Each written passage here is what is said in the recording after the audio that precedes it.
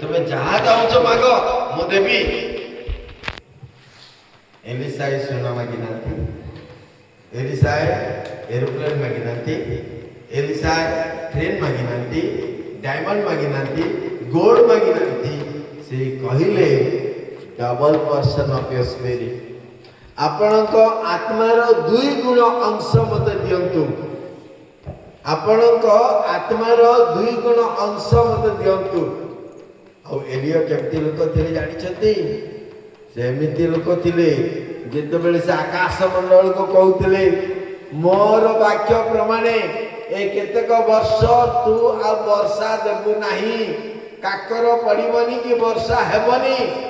ସତକୁ ସତ 3.5 ବର୍ଷ ପର୍ଯ୍ୟନ୍ତ କ'ଣ ହେଲା ନାହିଁ? ବର୍ଷା ହେଲା ନାହିଁ।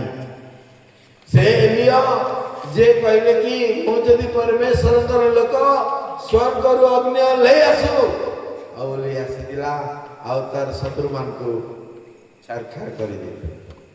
ଆଉ ଦିନେ ସେ ଏଲିୟ ପ୍ରାର୍ଥନା କଲେ, ପ୍ରଭୁ ତୁମେ ମୋର ପ୍ରାର୍ଥନା ଶୁଣିଛ ବୋଲି ଧନ୍ୟବାଦ ଦଉଛି, କିନ୍ତୁ ଏଇ ଲୋକମାନେ ଯେପରି ଜାଣିବେ ସେଥିପାଇଁ ଆଉ ମୁଁ ଯେ ତୁମର ସେବକ ଏଥିପାଇଁ ତୁମେ ସ୍ୱର୍ଗର ଅଗ୍ନି ପଠାଅ ଏବଂ ମୋର ଏଇ ନୈବେଦ୍ୟ ଗ୍ରହଣ କର। ସ୍ୱର୍ଗରୁ ଅଗ୍ନି ଆସିଥିଲା, ନୈବେଦ୍ୟ ଗ୍ରହଣ କରିଥିଲେ। ଆଉ ଏଲିୟଙ୍କ ଦେଇ ଅନେକ ଆଶ୍ଚର୍ଯ୍ୟ କର୍ମ ଗୁଡ଼ିକ ହେଇଛି, ମୃତମାନେ ମଧ୍ୟ ଉଠି ଅଛନ୍ତି। ଆଉ ଯେତେବେଳେ ଏଲିସା ତାଙ୍କୁ ମାଗୁଛନ୍ତି ଯେ ତୁମେ ମୋତେ ତୁମର 2 ଗୁଣ ଅଂଶ ମୋତେ ଦିଅ, ତୁମର ଆତ୍ମାର 2 ଗୁଣ ଅଂଶ ମୋତେ ଦିଅ,